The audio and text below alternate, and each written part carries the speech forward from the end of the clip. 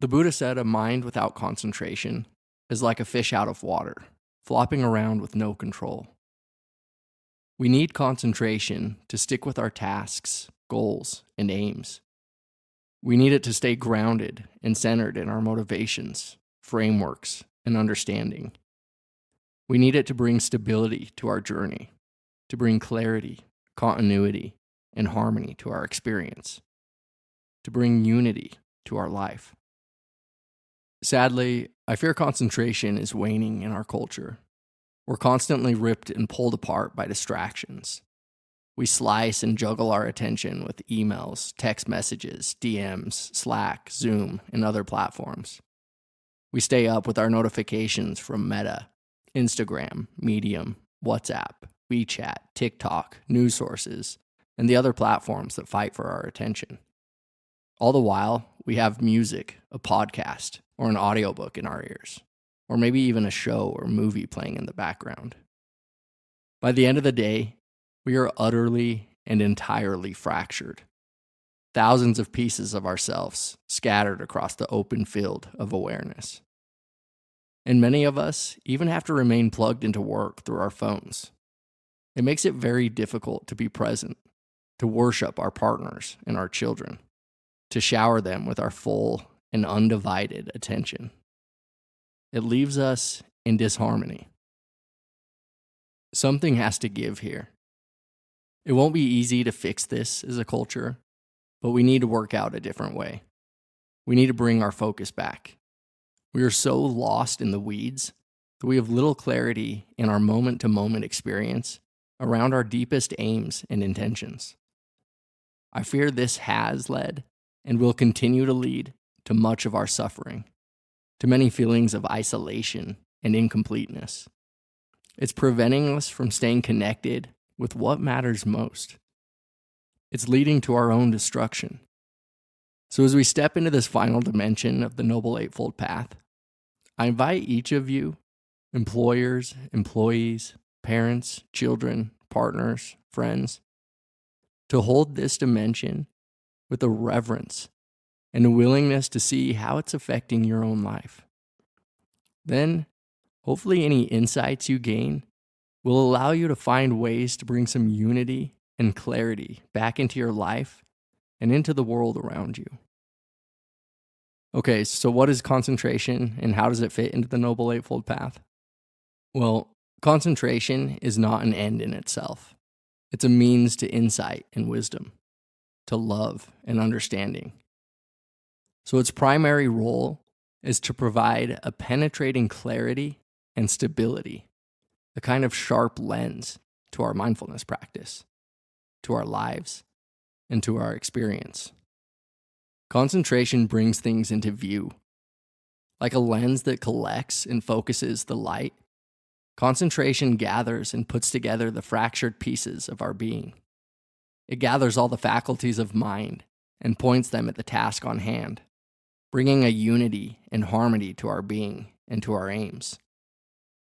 When it's well cultivated, like a laser that can cut through steel, concentration can cut through the hindrances and distractions that buffet us on all sides, allowing us to penetrate more deeply into experience, providing the space and sustained focus necessary for mindfulness to gather more insight.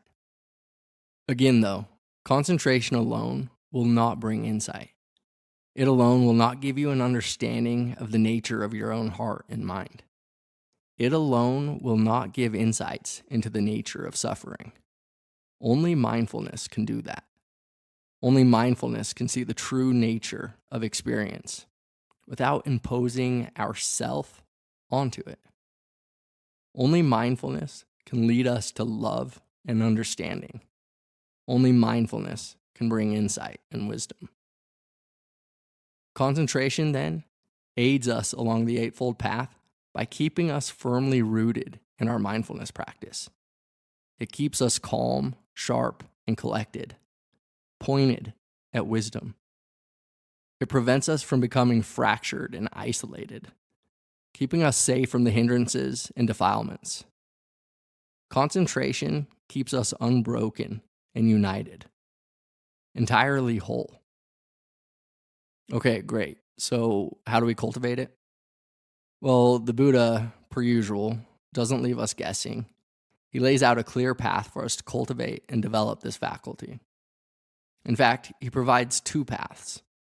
One, he provides for one pointed or fixed object concentration, and another for continuous, momentary, or fluid concentration. So let's explore these two in turn. One pointed or fixed object concentration is a meditative or contemplative concentration. It fixes the mind on a single object to calm and steady the mind, to slow down the discursive and proliferating thought process. When this one pointed concentration is strong, we start to feel a peace in our lives that comes from an ability to focus firmly on what's in front of us without getting agitated, unsettled, and tossed about by desires or worries, without becoming distracted and dragged around by random thoughts. The Abhidhamma, or Buddhist psychology, points out that this faculty, this kind of one-pointed concentration, arises to some degree in every moment of experience. If we had no one-pointedness at all, we would never be able to connect with anything in our experience. Our minds would continue to fly around and never stop for even a moment to make contact with the objects of awareness: sights, sounds, smells, tastes, thoughts, feelings, etc. So we need this one-pointedness to unify, collect, and center all the faculties of mind: our sense faculties, our memory faculties, our perceptual faculties, our thinking and reasoning faculties, our creative faculties, etc., on the objects of awareness. To take a narrow example, let's consider the visual system. When the eyes move from one object to another, which is called a saccade, there is no unity, no collection of attention. And so there's no clear picture of anything until you land on an object. Our visual experience is suspended in a way. Saccades are very quick. A single one takes only about 150 to 200 milliseconds to plan and execute. But they allow the eyes to concentrate on different parts of the visual field to gather data, move on to different points to collect more data, and ultimately sketch and paint a cohesive picture of the world in our minds. This process, however, is selective. The visual system simply doesn't have the bandwidth to focus on every object in the visual field. It needs to focus on what information is important. This ties us intimately to the discussion we had in the last episode about clear comprehension, because it's our underlying framework, our views and understanding, especially our aims, that orient our focus, our point of concentration. If we're in the Tinder frame, for example, we'll focus on physical beauty, facial symmetry, or whatever pleasant qualities draw our attention. If we're looking for a new car, our focus will land on the makes and models, the shapes and colors of different cars on the road. If we're looking to be pitied or viewed as a victim, we'll concentrate on reasons to be pitied and viewed as a victim. If we're looking for truth, beauty, and goodness, we'll focus on truth, beauty, and goodness. Remember from the last episode that Charles Darwin said how odd it is that anyone should not see that all observation must be for or against some view. So again, we need this one-pointed concentration to unify, collect, and center all the faculties of mind to build our perception of the world, to know its objects, to keep our experience stable and cohesive. It's what allows for a central point of focus, the spotlight of attention. Now, though some degree of one-pointedness is always present in order for us to know anything, as you probably know from your own experience, this faculty is often weak and unstable. The mind loves to jump, sink, swim, fly, and frolic around every which way. It loves to go chasing squirrels. We can all relate to this flighty, untrained mind. Just consider how often you get lost in thought while trying to read or focus on a task, only to find yourself down some rabbit hole before you even realize you had been thinking. So we need to strengthen and develop this faculty of one-pointedness to keep our mind centered and our mindfulness practice fruitful. It's a quote from the Buddha. The mind, hard to control, flighty, alighting where it wishes, one does well to tame. The well-trained mind brings happiness. The Pali word for meditation is bhavana, which literally means causing to be developed. I highlight this because it's important to understand that concentration isn't something we have or we don't. Just as our bodies get stronger through physical training, concentration can grow stronger through mental training. So, to cause this faculty to be developed, to strengthen and intensify it, we can make it a practice to focus the mind on a single object. Now, I know it's hard to introduce any new practice or routine into your life, so let's keep it simple and habit stack this onto your already existing mindfulness practice. For the first minute or two of practice, let's work on sharpening our focus by continually bringing attention back to a single object before we open the mind to the whole range of experience, as we do with our mindfulness practice. Now, the object of our concentration can be anything. It's really less about the object and more about the focus. So again, you can pick anything that calls to you, an image, an idea, a virtue, a word, a mind state, or whatever. But we can also be a bit more strategic about the object we use. If, for example, your personality tends to be particularly lustful or greedy, you can contemplate the impermanence of sexual pleasure, or on a more holistic view of the human body and all its inner workings, its blood, guts, and organs.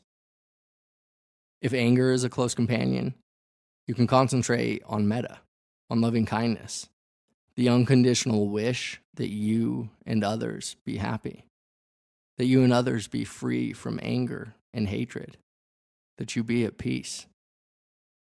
If you tend to be restless, you can focus on a calm body of water. If you're the devoted type, you can focus on the three jewels, the Sangha, the Buddha, and the Dharma. If you lack fuel or motivation, you can contemplate death and the preciousness of life. If you want to improve your visual imagination, you can bring to life in your mind a seed blooming, growing, decaying, dying, and being reborn from one of its seeds.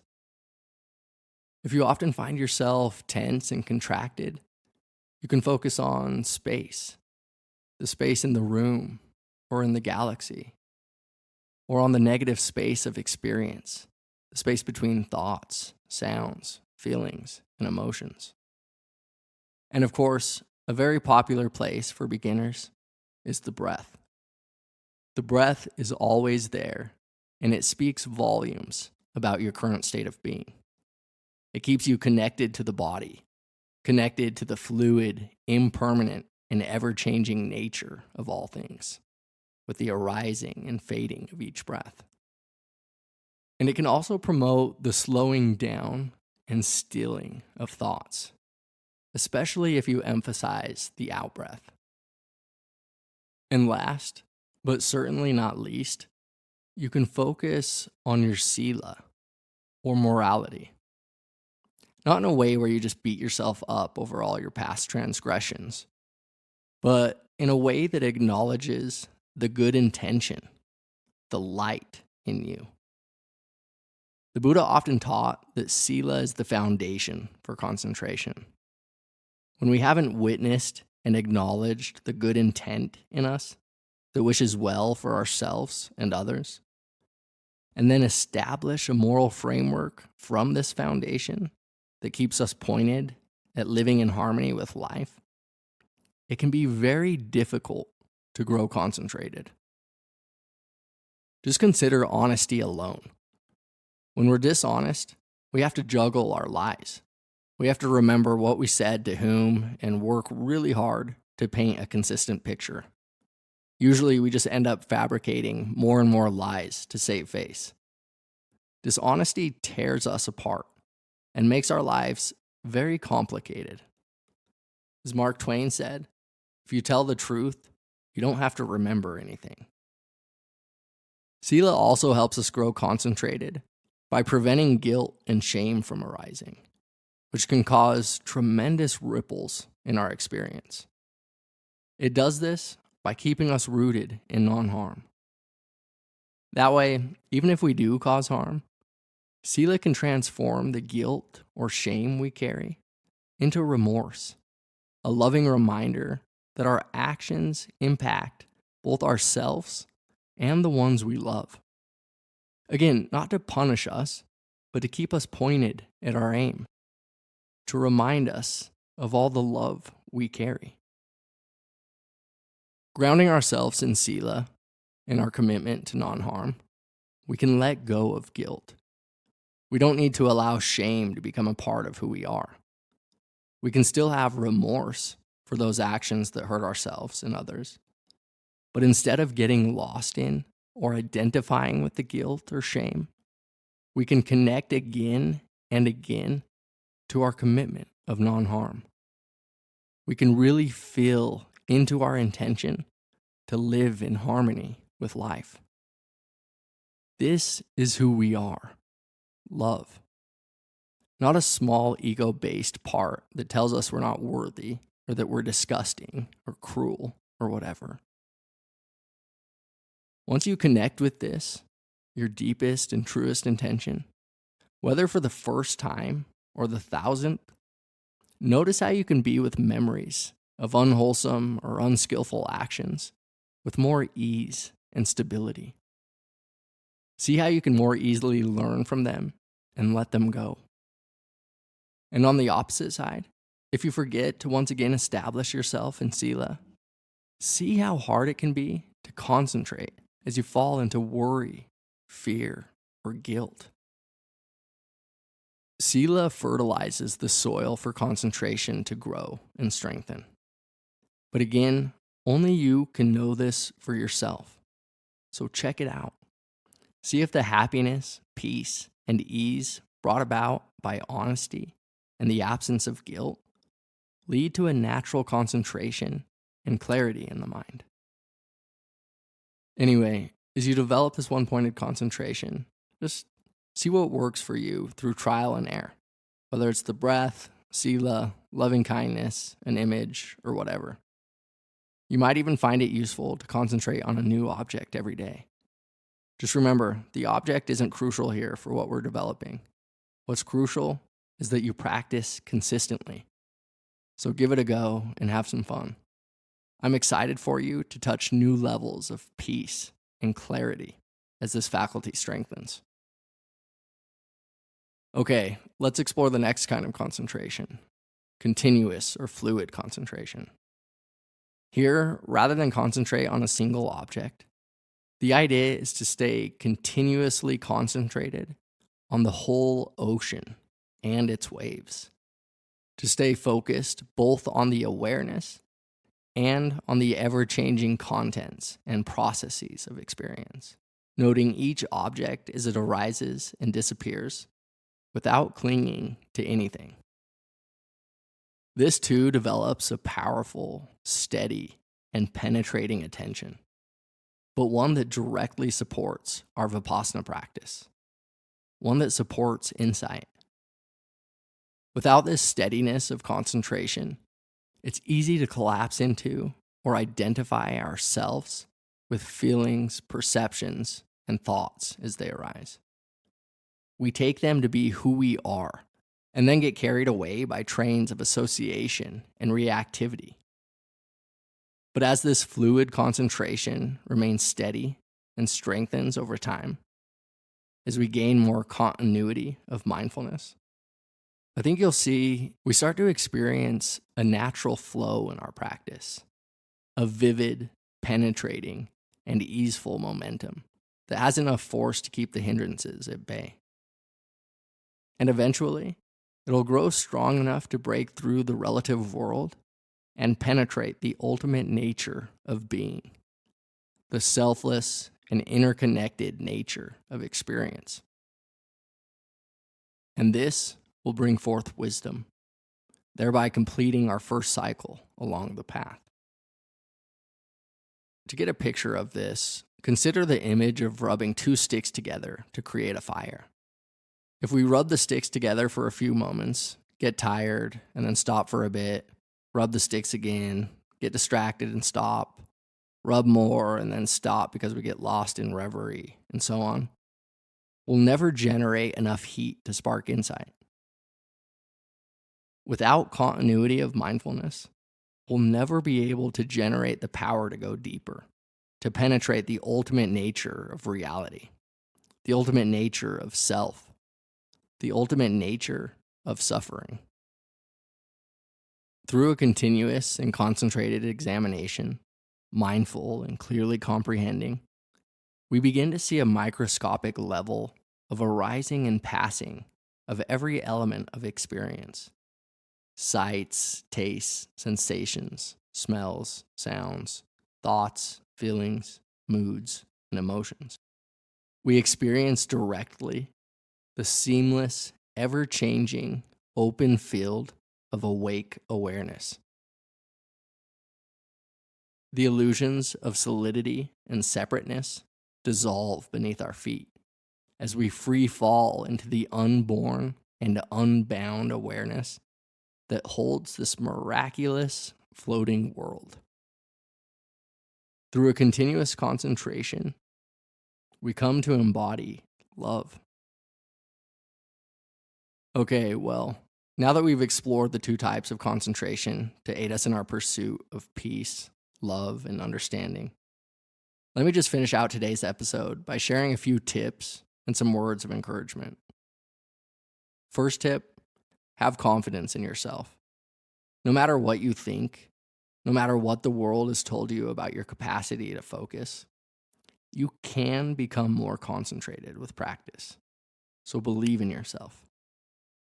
Next, because so many of us, essentially all of us, have a slippery and scattered mind, something skillful you can do in the beginning is to just start by simply noting whether concentration is present or not, both in your sitting and in your daily life.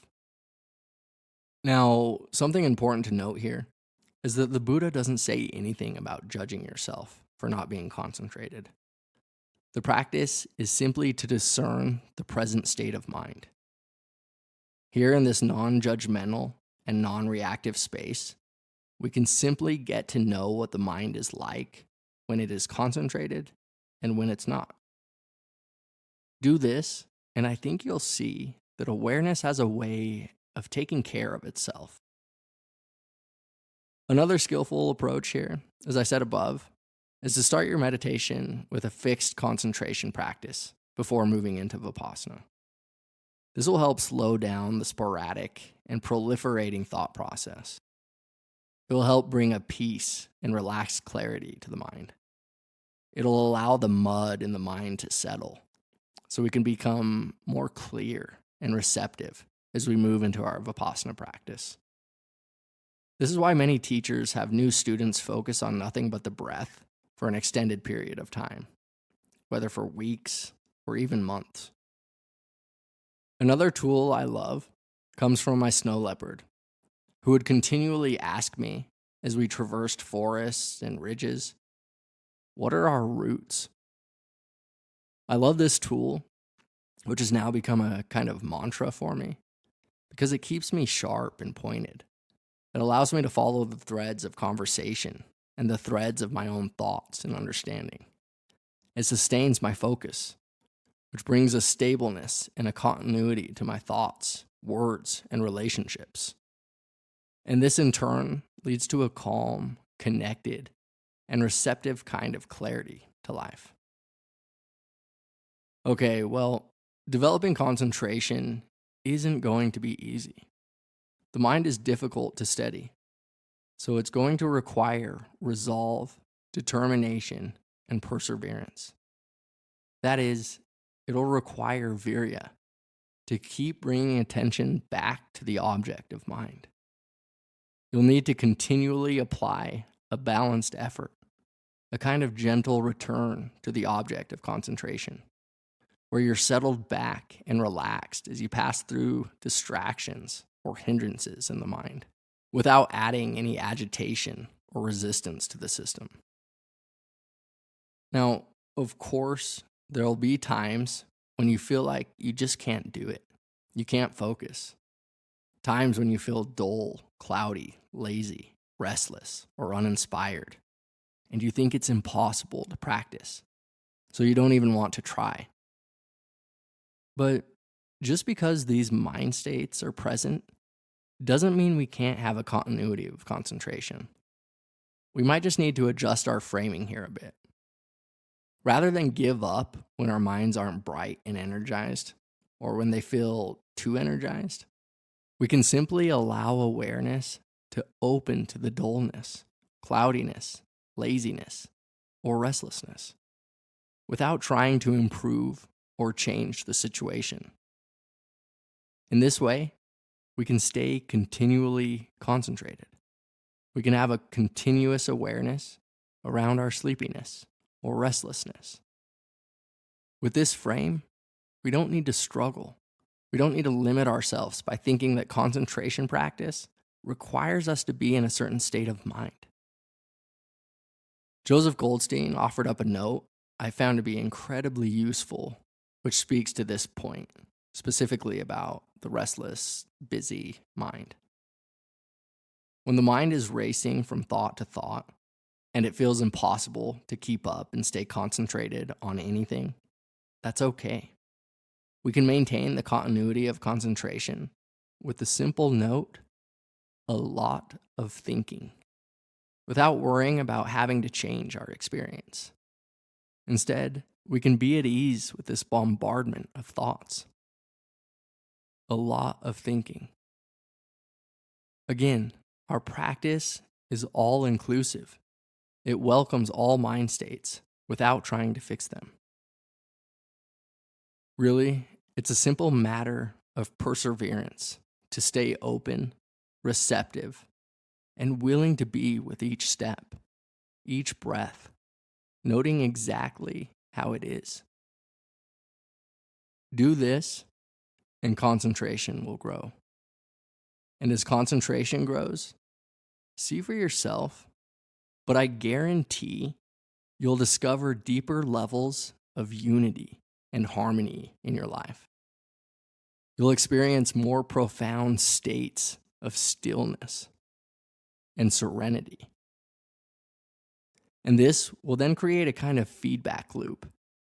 As your focus strengthens, so will the unity in your experience, which will relax the body and mind, which will create even greater levels of focus and clarity, which will lead to even higher pixels of unity and calm. And upward you go. And as you continue to climb this upward spiral of focus, unity, tranquility, and clarity, I think you'll also discover a sense of rapture begin to light and color your awareness, which will grow very bright before it settles into a more subtle and stable kind of joy and warmth as the concentration carves out and polishes an unrelenting equanimity into your being. In any case, you are a marvelous creature. May you experience deep focus, tranquility, clarity, and unity of mind. May you embody lasting peace. Until next time.